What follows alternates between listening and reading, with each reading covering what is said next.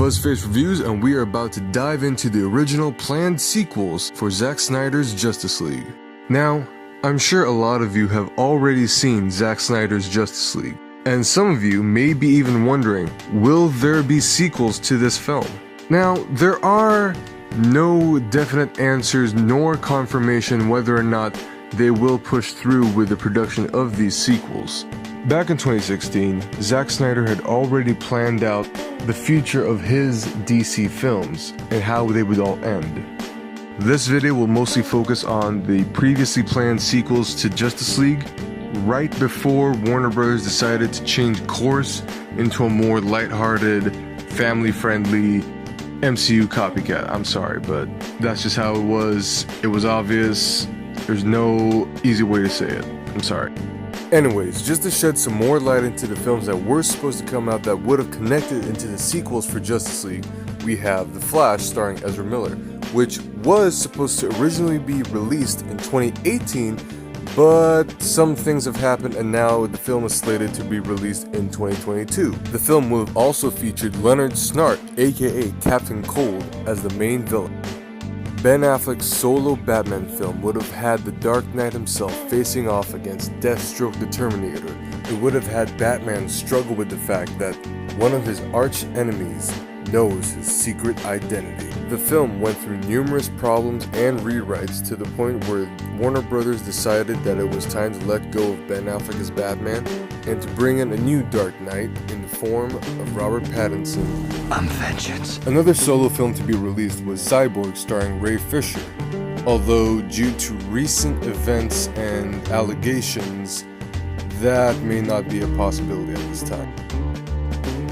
So, Justice League Part 2 supposedly picks up a few weeks after the first film. The League is united in stopping disasters, but they're seen as refugees of sorts. So political tension is high and the world is on edge. The team regroup at their HQ, the Flash being enthusiastic while Superman is a bit distant, at least towards Batman. Aquaman faces a continued skepticism of the surface world from the people of Atlantis. Wonder Woman... Oh no, this song again. Come on. Alright, Wonder Woman can relate because her people abandoned the world too. The League go back to their own lives, mending some wounds while Batman is left alone in the cave to deal with new ones. So, Bruce meets with Lois Lane in secret as the two search for Lex Luthor. There's some tension between the two since Superman's revival. The meeting ends with Lois telling Bruce that Supes needs her more than ever. But old Bats knows something else is up. Meanwhile, in the Brazilian jungle, Lex Luthor finds Dr. Moreau, aka Dr. Poison, who was last seen in the first Wonder Woman film. She's prolonged her life through self-experimentation and testing new chemical weapons on unfortunate human lab rats. And since Wonder Woman is now known to the world, Dr. Moreau be like, she dead. She gon' die. Later, with her help, Lex breaks Night Owl and Dr. Manhattan. Oh, wait, hold on. Wait, I'm sorry. Ocean Master and Black Manta out of imprisonment. Outside Central City, Lex finds Captain Cold in Iron Heights, offering him advanced tech to take down the Flash. In Metropolis, Superman reveals to Lois that he can hear 2 heartbeats coming from her, confirming she is with child. Kind of funny seeing as though it's been like a few weeks after Justice League came out, now there's a heartbeat. Anyway, Superman also states that he doesn't want to be called Clark anymore, as he's supposed to be dead and the world believes that. I don't know, man, but when Superman died, Clark Kent also died at the same time. So if Superman's back, I don't know, maybe the people may not think that Clark is alive, I don't know. Anyways, in Paris, with the help of an Amazon named Menalipe, I hope I'm saying that correctly, Diana finds a way to remember the way back to Themyscira by using the lasso of truth on herself. As this happens though, Diana has a vision that starts out wonderful, seeing her home again, but the visions quickly turn dark as Diana sees herself as the new god of war, killing Superman. Either way, at least now she knows how to get home. In Central City, the Flash, with the help of Cyborg, Iris West, and a team of lawyers courtesy of Bruce Wayne, the state has decided to reopen the case of Henry Allen, Barry's father. In the seas, Aquaman and Mera desperately try to unite all the 7 kingdoms of Westeros, although the final one says nah. In the Batcave, Cyborg gives the place an upgrade, even providing a female AI to assist Alfred, who's become like a father figure. In the Canadian wilderness, Batman searches for Lex in some remote towns, fights his way through his secret location only to find the Riddler. No, wrong one. There, that's better. Now the Riddler looks all messy and haggard like an underpaid video editor that just got out of film school. It seems like the Riddler was recruited by Lex to solve the anti-life equation. Riddler has finally answered the riddle to life itself, then proceeds to blow his brains out. Naturally. Meanwhile, Lois discovers where Dr. Poison's lair is. Keeping notes on her journal, she realizes that Luthor might have built a team of his own. Well, shit. Now to catch up with everybody. Diana returns to Themyscira, receiving a tearful embrace from her mother. A celebration is then declared. The celebration! Arthur and Mera manage to bring the last kingdom into their alliance, winning the Game of Thrones. In Central City, Henry Allen is released from prison and his son is about to tell him who he is. Dumbledore's brother. And then Batman comes back. He's all shook up from what happened with Riddler. In Metropolis, Lois tells Superman that she can accept Clark is gone, but she goes to find Lex. So she discovers from General Swanwick that Lex is in possession of the 3 of the mother boxes. Yeet. So then Lex communicates with his team to activate the plan, destroy the League, take control of the anti-life equation. Lex turns on the mother boxes. Elsewhere, Cyborg blinks, feeling a horrible emptiness as the influx of data stops for the first time since he went online. A boom tube then opens in front of Lex, and out comes the Sod. Behind him, Darkseid, who then takes the equation for himself. Naturally. In the Batcave, Superman, Batman, and Lois learn of Darkseid's arrival. Supes tells Bats that this is a fight amongst gods, and that Batman must protect Lois, and then he flies off. Bruce and Lois then argue. Batman knows that Lois is pregnant, but she ends the argument by saying, You are not the father. Yeah. Apparently they got jiggy with it. I mean, I don't blame them. I mean, they look good and shit, but like, nah. Anyways, Lois tries to tell him what she discovered about Lex's plan, but he ain't having any of that right now. I mean, it's not like he can get some other person to bear his child. Talia. Lex tells Darkseid that he has the power to kill Superman.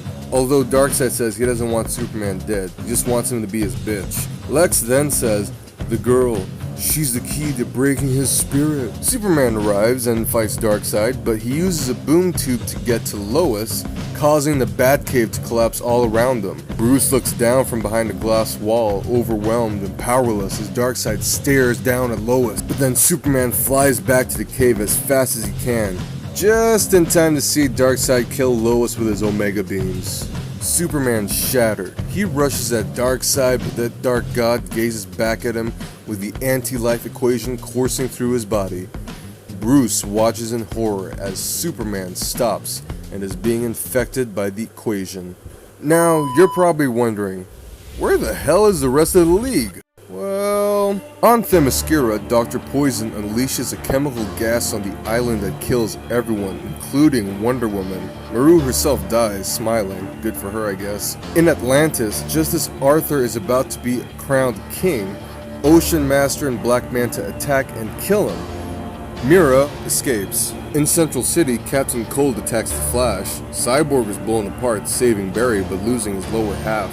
At the Batcave, Darkseid takes full control of Superman, who turns on Batman, but he escapes. I don't know, he might just be pissed at the whole affair thing. Uh-oh, you made the wrong sucker a cutcoat. Lex thinks he's won. Then Superman burns him to death. The world is now the nightmarish hellscape we saw in BVS and at the end of Justice League. Batman leads a ragtag army of rebels along with the surviving members of the League. A ship carrying a Green Lantern crashes towards Earth, and upon crashing, the Lantern is met by Batman, who defends him from parademons along with the help of Deadshot. Yeah, Big Will. Flash comes in only for Batman to bark at him to stay out of the fight. Then Flash saves Batman but almost gets killed as he's saved by the Green Lantern. Turns out the Lantern is looking for his partner and explains what the Green Lantern Corps is, or rather was. Darkseid's armies have been going through the galaxy and most of the Lanterns fell. Batman, Deadshot, Flash, and the Lantern return to the base, which is under Wayne Manor. Mira joins them after walking through the desert of the world to find water. Bruce tells the Lantern that they're planning a move to stop Darkseid. Lantern, though, wants to focus on repairing his ship to find any surviving members of the Corps. In the Batcave, Cyborg is working on a cosmic treadmill for Flash to travel back in time. Victor explains how time travel works and that it's uncontrollable. You see, even if they can get Flash back in time, they can only do it once a year, so that the Earth will be in the very same spot to avoid Flash jumping into a wall, or space, or a reboot. In order for this to work, they need to steal an Infinity Stone, a Mother Box, but once they power up the machine, it will get Superman's attention. Deadshot then explains that nearly the entire population of the world has succumbed to anti-life. He remembers when his daughter was taken, that thought still hurting him, and they need to move soon, as the alignment will happen the next day, and the Earth will be in the exact same place Bruce first encountered Barry in the Batcave. The Flash will only have 10 to 15 seconds to warn Bruce before he's taken apart. So the group agree that Barry should warn Bruce about Lex's plan, thus stopping Darkseid. Later on, Bruce pulls Barry aside, telling him it won't work since he was already tracking down Lex and that he should say something else. Bruce says it's his fault. In a moment of vulnerability, Bruce admits that Lois was Superman's world, and he believes that he broke that connection. Bruce whispers in Barry's ear, and his eyes widen with shock. Bruce tells the Flash that if he told the Batman from the past what he just said, it will change everything. The mission starts at dawn. In a Fury Road-inspired Batmobile, the League break into the Stronghold, a cathedral swarming with anti-life controlled soldiers. As soon as they get the box though, Superman will know. At the cave, Cyborg and Flash prepare for the jump.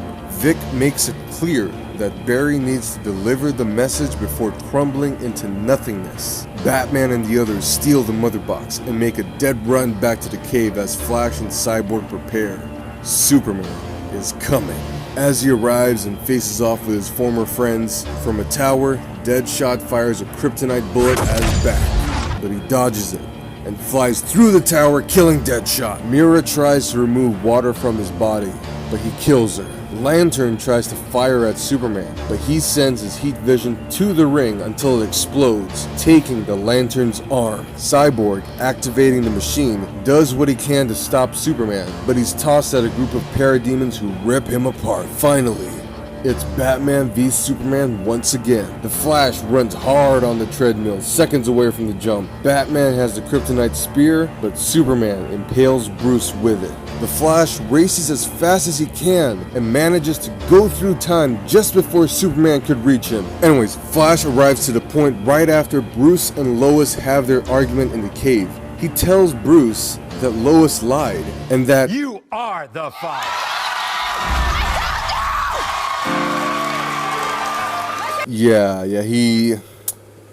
God damn it. Anyways, after doing his part, the Flash is erased from existence. Almost kind of like his solo film if more problems keep happening with it. I'm just saying. Now, Lois again tries to tell Bruce about the plan, and this time he listens. They work together and discover the full extent of Luthor's plan. But like before, Darkseid arrives. It's the same as before, but this time, Bruce goes into action. He throws himself in front of Darkseid's Omega Beams as Lois moves out of the way.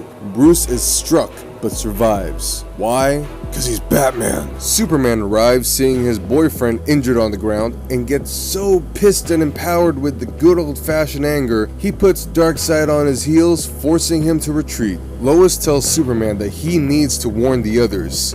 Superman then saves the League from the attacks that would have defeated them, but not from crazy studio interference. Anyways, Bruce reveals to Lois that yeah, sure he survived, but he can feel something dark and terrible inside, more than usual. But he still needs to fight, so he hops on that Batplane and leaves as he tells Lois I could have had a life with you outside the cave.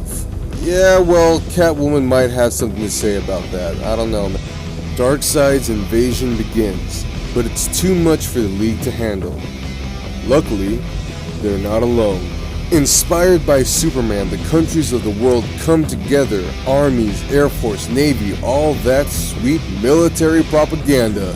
Wonder Woman and her mother lead the Amazons in the ocean to the 7 kingdoms. Aquaman tells them that there's an 8th kingdom, the surface world. All the 7 kingdoms rise to join the Amazons and the surface world for the fight. Now, this is described as a Lord of the Rings-like finale, or Endgame if you want to make comparisons.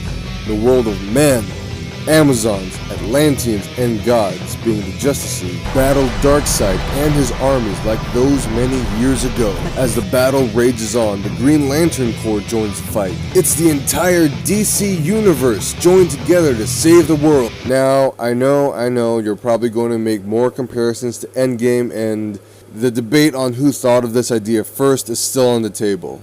Honestly though, how can you end a big epic showdown of this scale? Star Wars did it too, but let's not talk about that. Anyways, the Flash masters his abilities, able to be in 2 places at once. He's even able to take out an entire army on his own. Cyborg is able to overpower the Mother Boxes, destroying them and weakening Darkseid. Ultimately, it's Batman who sacrifices himself to save the world and destroying Darkseid. Yeah, it does sound very familiar, I know. Some time has passed. Diana becomes the new queen of the Amazons and leads them to rejoin the world to inspire peace among countries. Arthur is fully accepted among the Atlanteans, seeing his human heritage not with disgust, but now with admiration.